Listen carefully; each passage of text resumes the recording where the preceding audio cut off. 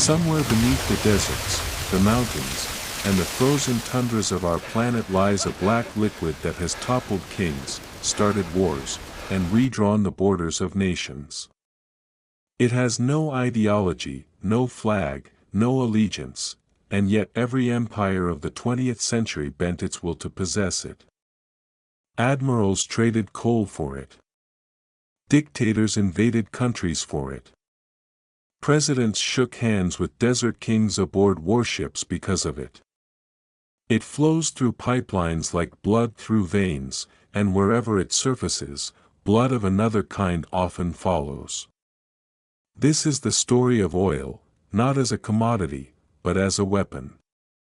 A weapon so powerful that it decided who won the two greatest wars in human history, who ruled the Middle East, and who controlled the fate of nations they never even occupied.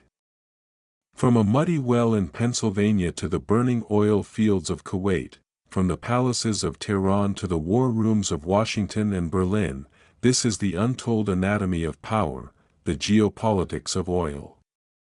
And by the time this story ends, you will never look at a gas station the same way again.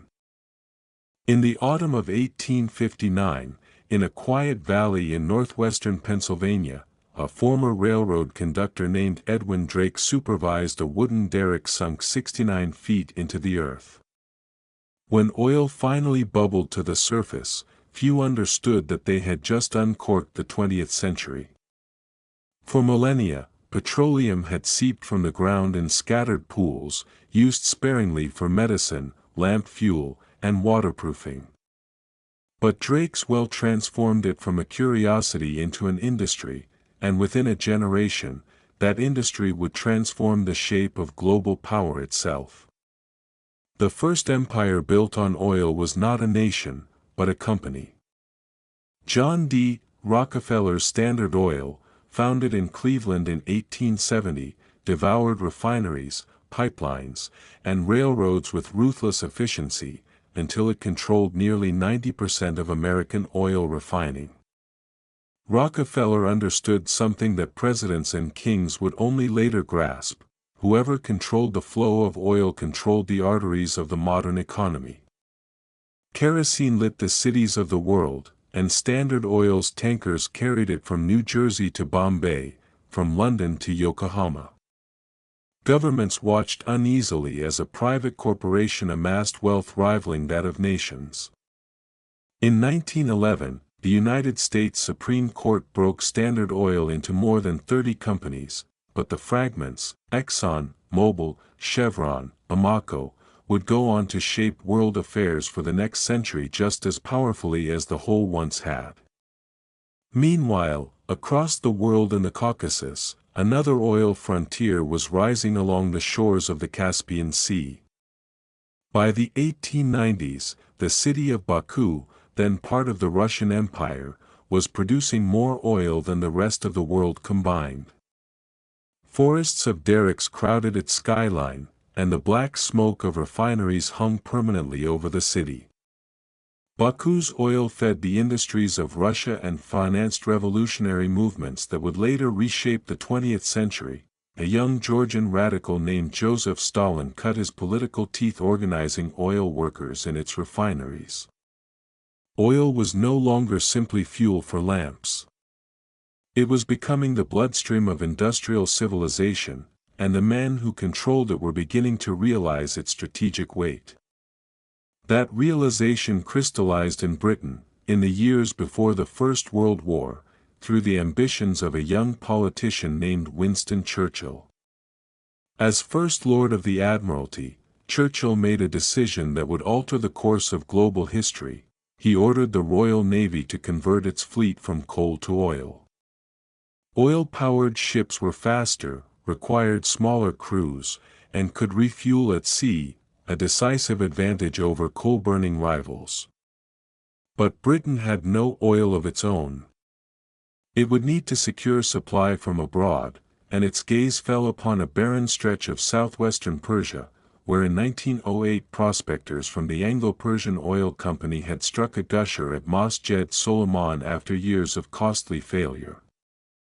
Almost overnight, an obscure patch of desert became one of the most strategically vital locations on Earth. In 1914, mere months before war erupted in Europe, the British government purchased a controlling stake in the Anglo-Persian Oil Company, later to become British Petroleum. Britain had tied its naval supremacy, and by extension its empire, to the oil beneath Persian soil. When the First World War began, oil proved as decisive as artillery.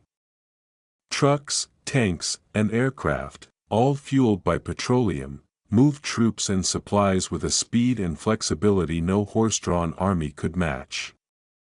The French statesman Henri Bérenger would later declare that oil had become as necessary to modern armies as blood to human veins.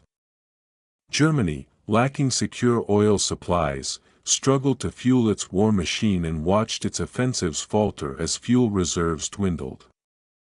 Britain and France, drawing on Persian and American oil, kept their engines running until the war's final year. When the armistice was signed in November 1918, Lord Curzon of Britain remarked that the Allies had floated to victory on a wave of oil. The lesson was unmistakable and irreversible: the nation that controlled oil would control the future of warfare itself. In the aftermath of the war, the victors turned their attention to the collapsing Ottoman Empire, whose territories in Mesopotamia, modern-day Iraq, held vast, largely untapped oil reserves.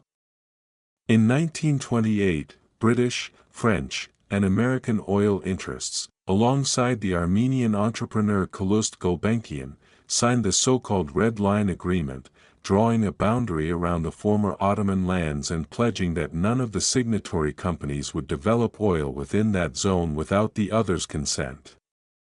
It was a private treaty among corporations, yet it effectively partitioned the oil wealth of an entire region, sidelining the very nations whose ground held the resource. The peoples of Iraq, Syria, and the Arabian Peninsula would soon discover that their independence from one empire had not freed them from the deeper grip of another, a grip made not of soldiers, but of drilling rights and concessions signed far from their borders. Nowhere was this more apparent than on the Arabian Peninsula, where in 1933 the government of King Abdulaziz ibn Saud granted an oil concession to Standard Oil of California, believing his impoverished kingdom held little of value beneath its sands. Geologists toiled for years with disappointing results until, in March 1938, a well near Dammam finally struck oil in commercial quantities. It was the discovery that would remake the modern world. Saudi Arabia, until then one of the poorest nations on earth, sat atop what would prove to be the largest conventional oil reserves ever found. The company formed to extract it, the Arabian American Oil Company, or Aramco, would become the single most valuable enterprise in the history of the global economy, and the alliance it cemented between Washington and Riyadh would shape Middle Eastern politics for the rest of the century. By the time the Second World War erupted, oil had become not merely an advantage in war, but its very precondition. Adolf Hitler understood this with chilling clarity. Germany's synthetic fuel production and Romanian oil imports from the Ploiești fields could not sustain a prolonged war against the Allies, and Hitler's generals warned repeatedly that without secure oil, the Reich's mechanized war machine would grind to a halt. This calculation drove one of the most consequential military decisions of the war. In the summer of 1942, Hitler split his eastern offensive, sending army groups south not merely toward Moscow, but southeast toward the oil fields of the Caucasus, Maykop, Grozny, and ultimately Baku, under the codename Case Blue. German panzers reached the outskirts of the Caucasus Mountains, but the diversion of forces southward left an exposed and overextended flank at a city on the Volga River, Stalingrad. The battle that followed, arguably the bloodiest in human history, ended in catastrophic German defeat, and historians have long argued that Hitler's obsession with Caucasian oil doomed his Eastern campaign as surely as Soviet resistance did. Oil had not merely fueled the war, its pursuit had shaped the very geography of its turning point. In Romania, the oil refineries of Ploiești supplied roughly a third of Germany's total petroleum needs, making them one of the most heavily defended industrial sites on the continent. In August 1943, American bombers launched Operation Tidal Wave, a daring low-altitude raid intended to cripple this vital fuel source. The mission inflicted damage but at a staggering cost, and it would take repeated Allied bombing campaigns over the following 2 years to finally choke off the flow of Romanian oil to the German war machine, a strangulation that historians consider decisive in grounding the once invincible Luftwaffe by the war's final months. On the other side of the world, oil dictated the opening shots of war in the Pacific. Japan, an industrial power with virtually no domestic petroleum reserves, depended almost entirely on imports, most of it from the United States. When Japanese forces occupied French Indochina in 1941, President Franklin Roosevelt responded by freezing Japanese assets and imposing a total oil embargo, in concert with British and Dutch colonial authorities who controlled the oil-rich Dutch East Indies. For Japan's military leadership, the embargo was tantamount to strangulation. Without oil, its navy could operate for perhaps another year before grinding to a halt.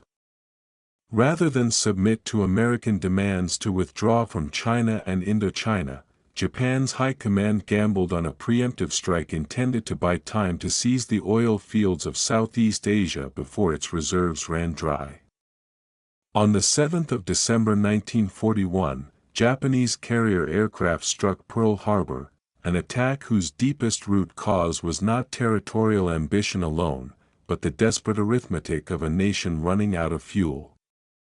When the guns of the Second World War finally fell silent, a new order emerged, and oil sat at its very center. In February 1945, returning from the Yalta Conference, President Roosevelt met King Ibn Saud aboard the USS Quincy in the Great Bitter Lake of Egypt. Over hours of conversation through interpreters, the two leaders forged an understanding that would define the coming decades: American protection and investment in exchange for reliable access to Saudi oil. It was an unwritten pact, but it proved more durable than many formal treaties, anchoring American strategy in the Middle East for the rest of the century and binding Washington's fortunes to a region it had scarcely considered strategic a generation before. Yet not every oil-producing nation was content to remain a supplier for foreign powers. In Iran, a fiery nationalist prime minister named Mohammad Mossadegh rose to power in 1951 on a wave of popular anger at the Anglo-Iranian Oil Company, successor to the old Anglo-Persian concession, which paid Iran only a fraction of its oil profits while British shareholders grew wealthy. Mossadegh nationalized Iran's oil industry, declaring that the nation's resources belonged to its own people. Britain, stripped of its most valuable overseas asset, appealed to the United States, warning of Soviet influence and communist subversion. In August 1953, the American Central Intelligence Agency and British intelligence orchestrated a coup that toppled Mossadegh and restored the authority of the young Shah, Mohammad Reza Pahlavi. Iranian oil returned to Western hands, but the coup left a wound in Iranian national memory that would fester for a quarter century, until it erupted in the Islamic Revolution of 1979, a revolution whose anti-Western fury was inseparable from the memory of a prime minister deposed over oil. Through the 1950s and 1960s, oil-producing nations across the Middle East, Latin America, and Africa grew increasingly resentful of the low prices and lopsided concessions imposed by the great Western oil companies, nicknamed the Seven Sisters. In September 1960, representatives of Iran, Iraq, Kuwait, Saudi Arabia, and Venezuela met in Baghdad and founded the Organization of the Petroleum Exporting Countries, OPEC, determined to seize control over pricing and production from the companies that had long dictated terms. For over a decade, OPEC remained a relatively quiet forum, but the balance of power was shifting steadily away from the boardrooms of London and New York toward the deserts of Arabia.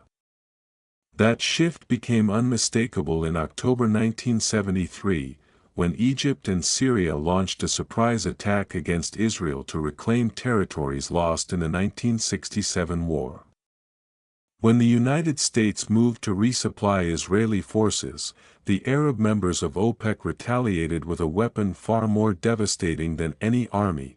They imposed an oil embargo against the United States and its allies, and simultaneously slashed production to drive prices skyward. Within months, the price of oil quadrupled. Gasoline lines stretched for city blocks across America, industries strained under the weight of an energy crisis the West had never anticipated, and for the first time, the nations of the developing world realized that control over a single resource could bend the will of the mightiest economies on earth. The embargo of 1973 marked the moment oil transformed from an instrument of empire into a weapon wielded by the very nations that empire had once dominated. The decades that followed were defined by the volatile consequences of this new order. The Iranian Revolution of 1979 triggered a second oil shock, sending prices soaring once more and toppling a monarchy that Western powers had propped up for a generation. The devastating war between Iran and Iraq through the 1980s was fought in no small part over control of oil-rich border regions and the vital shipping lanes of the Persian Gulf, through which a significant share of the world's petroleum still passes. And when Iraqi forces under Saddam Hussein invaded Kuwait in August 1990, ostensibly over disputed oil fields and accusations of overproduction, the world watched an international coalition assemble within months to reverse the invasion, a response whose speed and scale, critics and supporters alike agreed, owed as much to Kuwait's oil reserves as to principles of international law. As Iraqi forces retreated in February 1991, they set fire to hundreds of Kuwaiti oil wells in a final act of scorched earth defiance, and the resulting infernos burned for months, casting a black pall over the Gulf that seemed to embody, quite literally, the price the world had paid for petroleum. Into the 21st century, oil's grip on geopolitics endured even as the world around it changed. The invasion of Iraq in 2003, whatever its stated justifications, unfolded in a nation holding some of the largest proven oil reserves on the planet, and the years of instability that followed only reinforced how deeply intertwined resource wealth and conflict had become across the region. Meanwhile, new technologies began to quietly rewrite the old rules. The American shale revolution of the 2010s, driven by advances in hydraulic fracturing and horizontal drilling, transformed the United States from the world's largest oil importer into one of its largest producers, eroding decades of dependence on Middle Eastern supply and unsettling the traditional dominance of OPEC.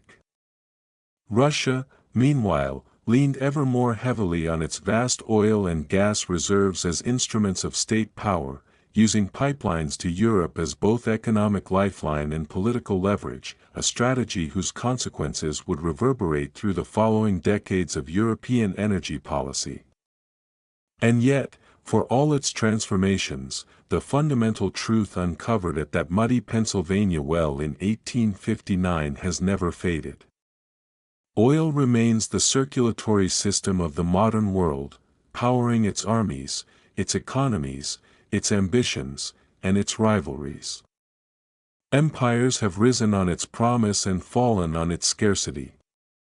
Alliances have been forged in its name and revolutions ignited by its theft. As the world now stands at the threshold of an uncertain energy transition, with renewable power and electric technology reshaping demand, the old geopolitics of oil is entering a new and unfamiliar chapter. But the deeper lesson of the past century and a half remains unchanged: whoever controls the flow of energy controls, in no small measure, the flow of history itself. The wells may one day run dry, or the world may simply move beyond them, but the shadow oil has cast across the map of nations, the wars fought, the thrones toppled, the alliances sealed in its name, will remain etched into the 20th century's very bones. Reminder that history is so often decided not by ideology alone, but by what lies buried beneath the ground.